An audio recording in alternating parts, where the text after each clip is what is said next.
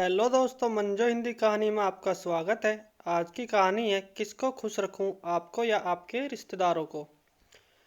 Hello mummy जी, लगता है इनको कोई काम है। दूसरी बार कॉल आ रही है। मानसी बोली। अरे बहू, मन नहीं लग रहा होगा, थोड़ी देर बाद बात कर लेना।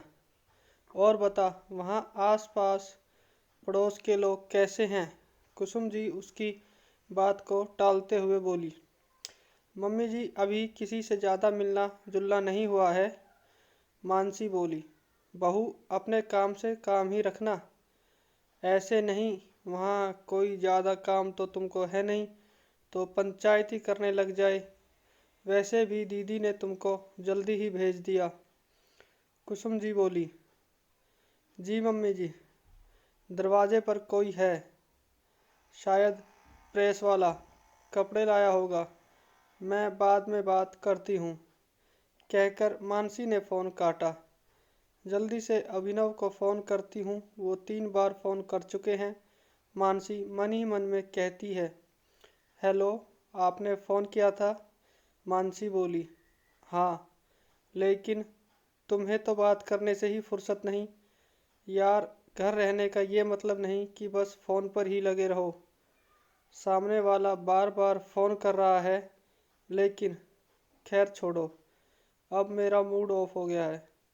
अभिनव गुस्से में बोला। ऐसी बात नहीं है, वो तो मैं मानसी बोली। अब रहने दो, मुझे काम है, कहकर अभिनव ने फ़ोन काट दिया। मानसी की शादी अभिनव से 4 महीने पहले ही हुई है। शुरू में मानसी अपने ससुराल में सास ससुर और देवर के साथ ही रहती थी। 1 महीने पहले ही अभिनव के साथ आई है। वहाँ रहती तो सबके फ़ोन आते, मामी सास, मौसी सास, चाची सास, ननद के, कभी खुद के पास तो कभी सास के, तो बात करनी ही पड़ती। यहाँ आने के बाद हर कोई हर टाइम फ़ोन लगा देता है और कहता है अभिनव तो 9 बजे ऑफिस चला जाता है, फिर काम ही कितना है, शाम तक फ्री ही हो। ना चाहते हुए भी मानसी को बात करनी पड़ती कि कोई नाराज़ ना हो जाए। अभिनव हमेशा ही अपने परिवार की तारीफ करता, चाहे हम सब अलग अलग घर में रहते हैं, लेकिन किसी को भी ज़रूरत पड़ने पर सब तैयार रहते हैं। बड़ी फैमिली का यही फ़ायदा है। मानसी के घर में माता पिता और एक छोटा भाई, वो इंजीनियरिंग कर रहा है और हॉस्टल में ही रहता है। तो मानसी को लगता, अगर वो सबसे बात नहीं करेगी तो शायद अभिनव को भी पसंद नहीं आए, इसलिए हमेशा सबसे बात करती। शाम को मानसी अभिनव के पसंद का खाना बनाती है और तैयार होकर उसका इंतज़ार करती है। डोरबेल बजाते ही मानसी दरवाज़ा खोलती है। अभी, आई एम सॉरी, अब आगे से मैं ध्यान रखूँगी, आप नाराज़ मत हो। मानसी बोली। ठीक है, अब चाय बना दो, सिर में दर्द हो रहा है। अभिनव बोला। मानसी चाय बनाने रसोई में चली गई। इतने में मानसी की ननद पूर्णिमा का फ़ोन आता है। हेलो दीदी, कैसे हैं आप? मानसी बोली। हम तो सही हैं, एक हफ्ता हो गया तो सोचा मैं ही फ़ोन कर लूँ। मानसी की ननद पूर्णिमा बोली। एक हफ्ता कहाँ, अभी 3 दिन पहले ही तो। मानसी बोली। अब वहाँ अकेली हो तो बात ही कर लिया करो, हमें तो यही लगता है अकेली गई हो, कोई परेशानी तो नहीं। पूर्णिमा बात काटते हुए बोली। नहीं दीदी, महीना भर होने को आया, अब तो थोड़ा बहुत यहाँ सेट हो गई हूँ। मानसी बोली। अब वहाँ नई सहेलियाँ बन गई तो हमारी याद कैसे आएगी? पूर्णिमा ने ताना मारा। कहा, दीदी मैं तो बाहर जाती ही नहीं हूँ, अभिनव ऑफिस से आए हैं, उनको चाय देकर आती हूँ। मानसी बोली। हाँ दे आओ, बात करते हुए देने में क्या हर्ज है, वैसे भी दोनों मियाँ बीवी अकेले ही तो रहते हो। पूर्णिमा हंसते हुए बोली। मानसी को ना चाहते हुए बात सुननी पड़ी। उधर से अभिनव की आवाज़ आई, मानसी, चाय नहीं बनी क्या? दीदी, मैं बाद में बात करती हूँ, अभी बुला रहे हैं और चाय छाननी है।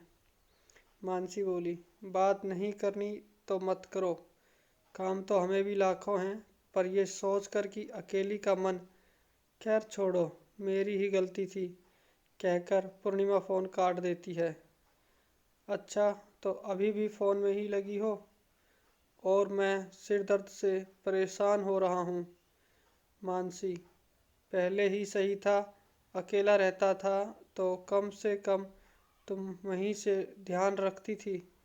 2 दिन घर आता तो आगे पीछे घूमा करती, लेकिन जैसे मैंने तुमको यहाँ लाकर गलती कर दी। दिन भर कोई काम नहीं, अकेले हो तो मज़े करो, फ़ोन पर लगी रहो, और मैं ऑफिस से थका हारा आऊँ तो एक चाय की उम्मीद करना भी गलत है। अभिनव ने सुनाया।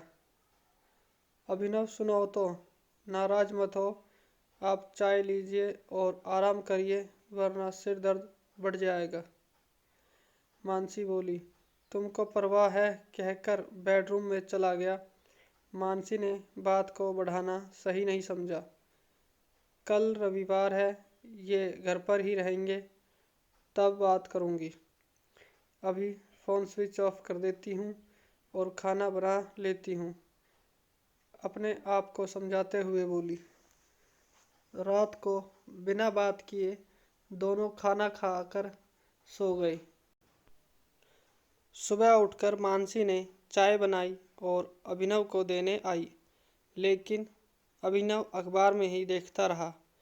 अरे, मेरा तो फ़ोन स्विच ऑफ है, मानसी खुद से ही बोली। ऑन करते ही उसकी सास प्रेमा जी का फ़ोन आ गया। मम्मी जी, प्रणाम। मानसी बोली, बहू, मुझे नहीं पता था कि अभिनव के साथ तुम्हें भेज कर गलती कर रही हूँ। प्रेमा जी गुस्से में बोली, मम्मी जी, क्या हो गया? मानसी हैरान होते हुए बोली, बहू, अपनी ननद से बात करने का भी समय नहीं है तुम्हारे पास? कल रात को पूर्णिमा कितना रो रही थी, मैंने तुम्हें कितना फ़ोन लगाया, पर स्विच ऑफ कर लिया। प्रेमा जी बस सुनाई जा रही थी। मम्मी जी, ऐसा कुछ नहीं है, वो कल अभिनव के सिर में दर्द था, इसलिए आप इनके फ़ोन पर कॉल कर देते। मानसी बोली, बहू, तुम फ़ोन बंद कर दो ताकि हम बात ना कर सके। फिर कहती हो कि अभिनव के फ़ोन पर बात कर लेती। ऐसा लगता है तुमने शादी सिर्फ अभिनव से ही की है, ससुराल वालों से कोई मतलब नहीं। यहाँ पर तो तुम्हारा दूसरा ही रूप था, लेकिन शहर जाते ही तुम्हारा रंग और रूप सब बदल गया। अपनी ननद से माफ़ी मांगो, बाद में मुझसे बात करो। प्रेमा जी कहकर फ़ोन काट देती हैं। मानसी की आंखों में आंसू आ गए। क्या बात है, माँ ने सुबह सुबह कैसे फ़ोन किया? तुमने क्या कर दिया? अभिनव ने प्रश्नों की बौछार कर दी। मानसी रोने लगी, कोई जवाब नहीं दिया। मानसी, ये सही है, गलती करो और रोने लग जाओ, ताकि दूसरा गिल्ट में खुद ही परेशान हो जाए। अभिनव नाराज़गी से बोला। अभिनव, आपको कल दिन में फ़ोन किया, आपने पूछा किससे बात कर रही थी। मम्मी जी को मैंने कई बार कहा आपका फ़ोन आ रहा है, लेकिन उनको कोई फ़र्क ही नहीं। फिर मैंने प्रेस वाले का बहाना बनाया, लेकिन आपने बात नहीं की। मानसी बोली, मैंने मूवी देखने का प्लान सोचा, फिर बाहर ही खाना खाएंगे, लेकिन मूवी कौन सी चल रहा है पूछने के लिए फ़ोन किया था। दिमाग तो खराब होगा ही ना। अभिनव बोला। सही है, कल रात को दीदी का फ़ोन था, आपके सिर दर्द की बात कही और चाय के लिए कहा तो बोली मैं उनसे बात नहीं करना चाहती, फिर फ़ोन काट दिया। मम्मी जी ने इसलिए फ़ोन किया। सब रिश्तेदार तुम्हारे हैं पर तुमको फ़ोन नहीं करते, मुझे ही करते हैं। उस पर ये और कि मेरे पास यहाँ काम क्या है। इस फ़ोन के कारण ना तो काम कर पाती हूँ ना ही आराम। अब तो इसकी वजह से हमारे झगड़े और शुरू हो गए। आप ही बताएं किसको खुश रखूं, आपको या आपके रिश्तेदारों को। मानसी दुखी स्वर में बोली। मानसी, मुझे माफ़ कर दो। माफ़ करने वाले का दिल बड़ा होता है। मुझे नहीं पता था तुम इतने दबाव में जी रही हो। इतने बड़े परिवार होने के कारण कोई भी फ़ोन कभी भी कर देता है, ये सोचकर कि तुम पर काम ही क्या है, गलत है। तुम चिंता मत करो, मैं माँ और दीदी दोनों से बात कर लूँगा। बस तुम एक बार मुस्कुरा दो। अभिनव बोला। अभिनव, मेरे लिए तुम ही सब कुछ हो और तुम हो तो सब है। तुम खुश रहो इसलिए ये सब किया, लेकिन अगर तुम ही नाराज़ रहोगे तो मैं तो सबसे क्यों बात करूँगी। मानसी बोली। मैं समझ गया, हर किसी को समझना होगा। हर व्यक्ति उसके हिसाब से खाली नहीं होता। मेरे घर वाले समझे तो बढ़िया और ना समझे तो मैं समझा जाऊंगा, इसमें तुम्हारी कोई गलती नहीं। अभिनव बोला। मुझे समझने के लिए शुक्रिया भी। अब दीदी और मम्मी जी को कैसे मनाएंगे। मानसी बोली। मानसी चिंतित स्वर में बोली। फ़ोन करके। अभिनव बोला। दोनों खिलखिलाकर हंस पड़े। दोस्तों, फ़ोन एक जरिया है अपनों के साथ जुड़े रहने का, लेकिन आजकल हर सुविधा दुविधा बन रही है। नई बहू के लिए हर किसी से बात करना ज़रूरी हो जाता है। यही समस्या की वजह, क्योंकि दूर से बैठा व्यक्ति आपको हर समय व्यस्त रखता है और रिश्तेदारों को मना करना संभव नहीं होता। आप इसके बारे में क्या सोचते हैं, हमें कमेंट करके ज़रूर लिखें। और आपको अगर ये हमारी वीडियो पसंद आई हो तो इस वीडियो को लाइक करें और ऐसी ही अच्छी अच्छी कहानियाँ सुनने के लिए हमारे चैनल को सब्सक्राइब करें। आपका यहाँ तक इस वीडियो को देखने के लिए बहुत बहुत धन्यवाद।